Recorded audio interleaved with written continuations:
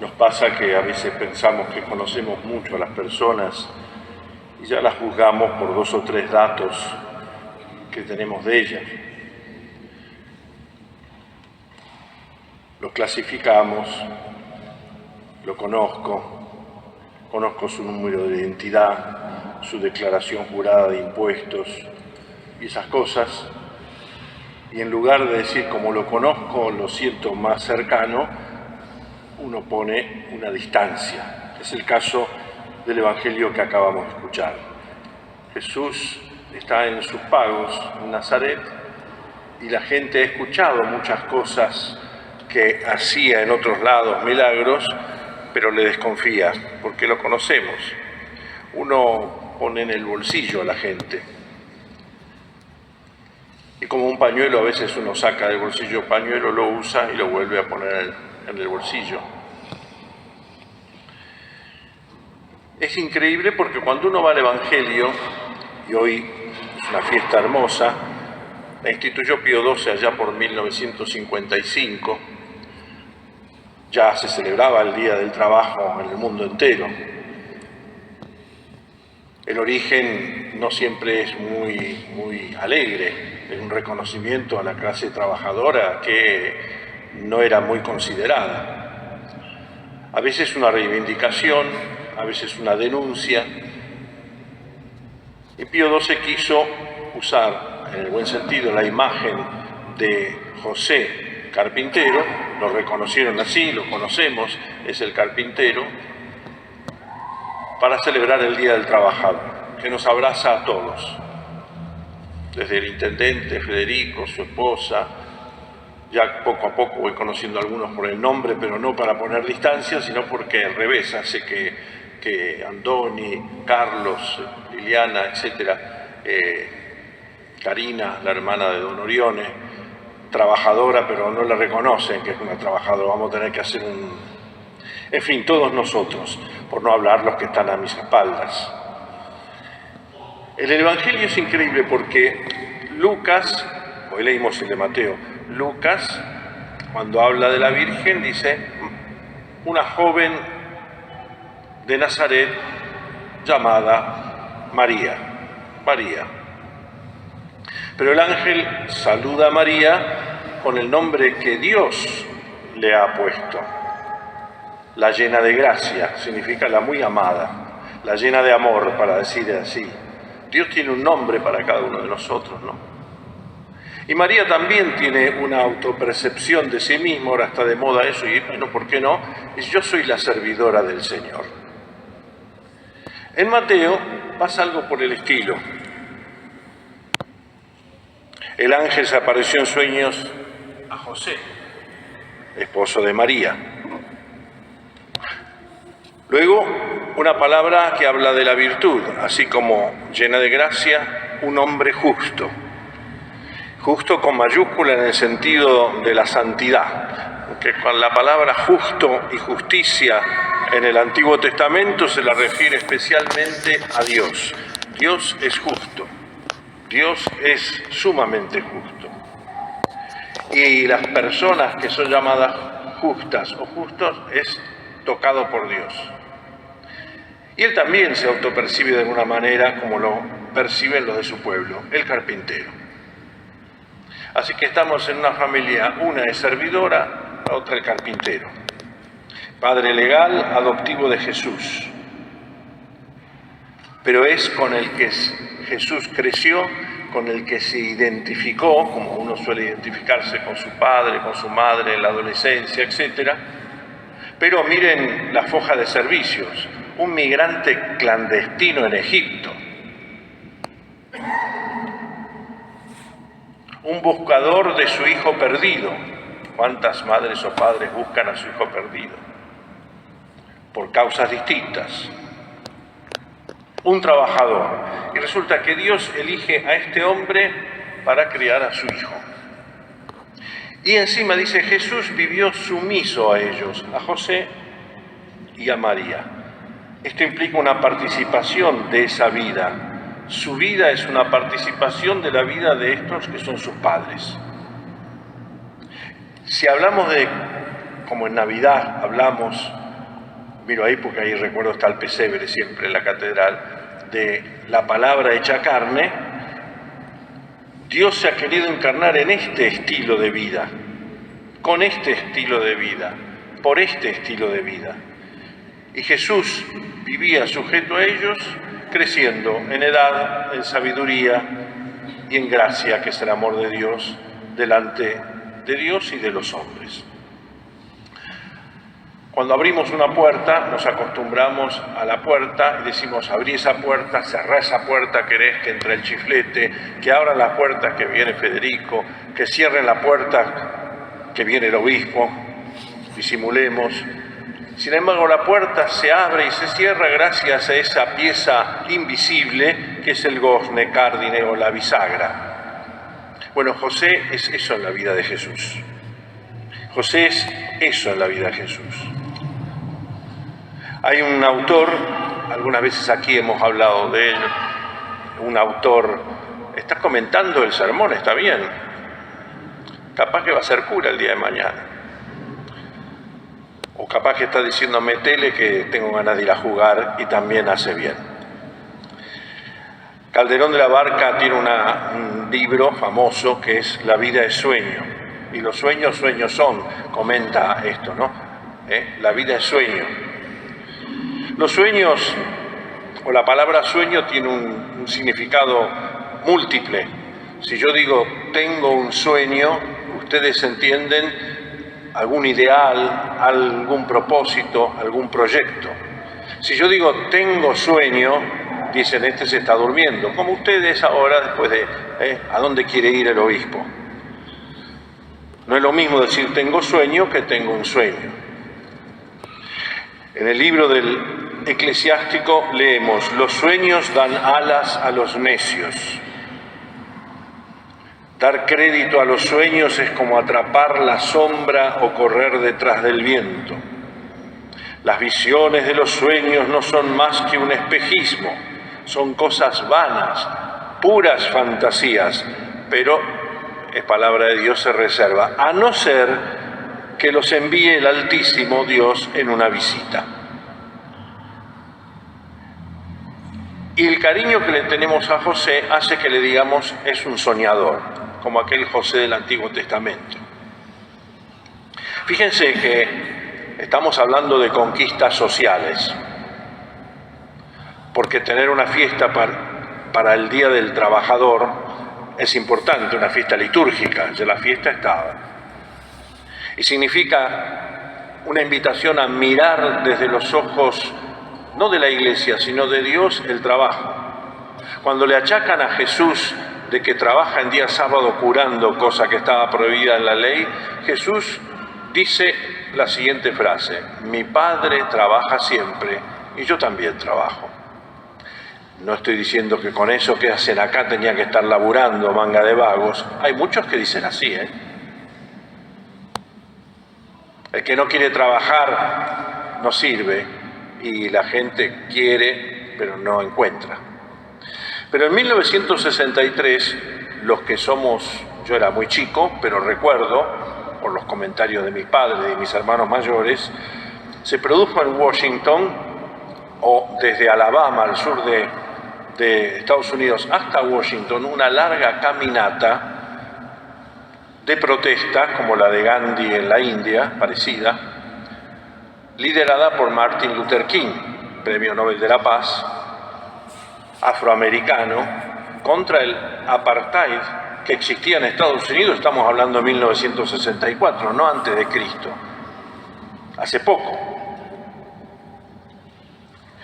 Y terminó a los pies de la estatua de Abraham Lincoln, un presidente que asesinaron por tener una política contra la segregación, y ahí pronunció un gran sermón, discurso político, espiritual. No hay que tenerle miedo a la palabra política, porque es el arte o la caridad del bien común. Y todo lo fue enhebrando con una frase que iba repitiendo, él era pastor bautista, cristiano bautista, tengo un sueño. Y el sueño que él tenía era que blancos y afroamericanos podían ir en el mismo colectivo, en la misma escuela, en los mismos baños, porque no podían. 1964, no podían. Y promovió y provocó, gracias a esta gran marcha, una ley de derechos civiles igualitarios entre afroamericanos, y si yo digo negros lo digo con el cariño, con que nosotros decimos, y blancos. Y el derecho al voto en 1965, a la democracia más grande del mundo, decimos. Hecho que costó que en abril del año 68 fuera asesinado Martin Luther King. Trabajo, libertad, armonía racial. El Papa Francisco, en su viaje a Cuba, allá por el 2015, fue elegido en el 13, muy poco tiempo después, en La Habana, dijo: en la objetividad de la vida tiene que entrar la capacidad de soñar. Y él hizo un latiguillo de su predicación social, las famosas 3T. Todo hombre tiene derecho a tierra, techo y trabajo. Es lo que decimos y lo expresamos abrazando todo, justicia social. Y que tan denigrada ha sido esa expresión. Porque apuntamos más a nuestros enemigos partidarios o políticos que la realidad de lo que significa. Aristóteles hablaba de justicia social. Santo Tomás de Aquino, el gran doctor de la Iglesia, hablaba de la justicia de los individuos respecto al bien común, justicia legal, y de la autoridad respecto a los individuos, respetando sus derechos en la justicia distributiva, que no es simplemente distribuir, sino según los derechos y deberes, privilegios, porque los hay no en el sentido de selectividad de quien se le ocurre, sino, por ejemplo, una persona discapacitada tiene derecho de determinadas cosas que una persona que no es discapacitada no los tiene, para adquirir un auto especial, etcétera, etcétera. Y yo no voy a decir, hay privilegios, no, el que lo quiere, el que pretende algo que lo gane con su... No, porque yo cuido socialmente de aquel que es discapacitado o discapacitada. En fin, no voy a entrar en eso.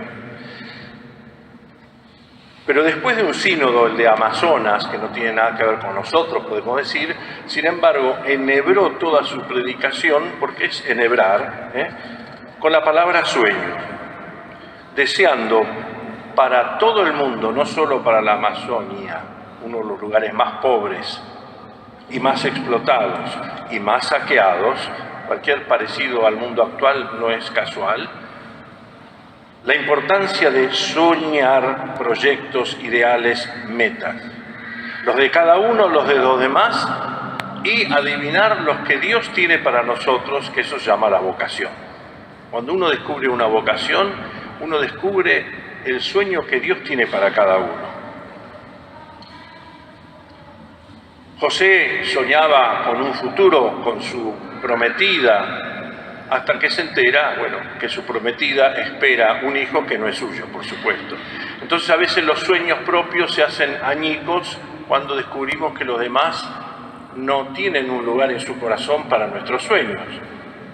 Y esto nos hace entrar en crisis. Podemos dar un paso más grande y entrar en un conflicto, denunciar, acusar, someter a la lapidación y tantas cosas. Pero ahí Dios le revela, como vos respetás la vida de tu prometida y la vida que ella engendra en su seno, y preferís irte mutis por el foro, desaparecer, respetando esa vida, yo te voy a contar, no temas en recibirla por mujer. Ese hijo será llamado hijo tuyo legalmente, vos le vas a poner el nombre en la ley judía, ella será tu esposa, él será tu hijo, será llamado hijo tuyo, etcétera, etcétera. Y como si esto fuera poco, él se llamará el Salvador, Emmanuel, Dios con nosotros. Cuando comienza a comentar estas cosas el Papa Francisco, celebramos hace muy poco el año. Lamentablemente, el que quiera entender, entienda, en la Basílica de Luján hubo muchas corridas bancarias. Cada uno quería su lugar, peleándose los protocolos, no lo de la Iglesia. Nosotros miramos azorados la incapacidad de darse el saludo de la paz en la casa de la madre de todos, los de uno y los del otro lado. Y él hablaba, el Papa, de varios sueños, no los voy a entretener más. Un sueño social, que comienza por la capacidad de indignarse porque los demás la pasan mal, por la crisis que puede provocar una apertura al bien común o, si no se soluciona, un conflicto inútil. Instituciones dañadas, flagelos morales, corrupción y tantas otras cosas. La importancia de un diálogo social, defender el diálogo social para que la crisis no se convierta en conflicto. Tomá a María, andá a Egipto, volvé a Israel después, huí a Galilea porque te lo quieren matar. Luego un sueño cultural, la realidad de Francisco hablaba mucho del poliedro. No estoy solo, hay otros. Somos una sinfonía, somos una policromía. Cuidar la propia historia, cuidar las raíces, reconocer los límites personales que los demás pueden prolongarlos en aras del bien común. Porque lo que no se asume no se sana. Vivir la virtud de la justicia, que en principio es respetar el derecho del otro, pero es algo mucho más grande, del dar a cada uno lo suyo, su derecho, darle lo que corresponde, significa que somos iguales ante el Señor. Por supuesto que hay una jerarquía de derechos, la vida antes que otros, como la propiedad.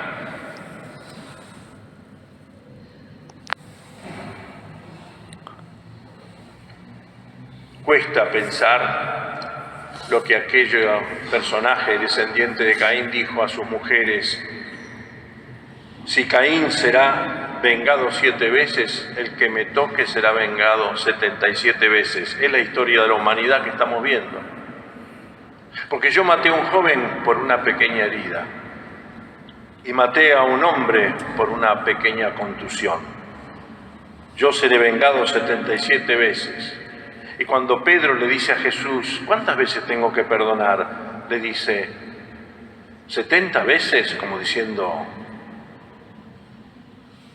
o 7 veces la perfección, no solo 7, sino 70 veces 7, como decir, 70 veces 7, 70 por 7, 490 veces, perdón, perdón, perdón, pedirlo y darlo. Por eso era llamado hombre justo. Lo tercero es un sueño ecológico. Dios comienza su tarea creadora trabajando, es un modo de decir, ¿no? Es una analogía, una comparación. Y vio Dios que todo era bueno. La existencia cotidiana es un trabajo de Dios. La importancia de cuidar nuestro ambiente y defenderlo. Ayudar al corazón a abrirse confiadamente a Dios y que los demás, nuestros hermanos, se abran a Dios, cuidando a nuestros hermanos y a nuestras hermanas,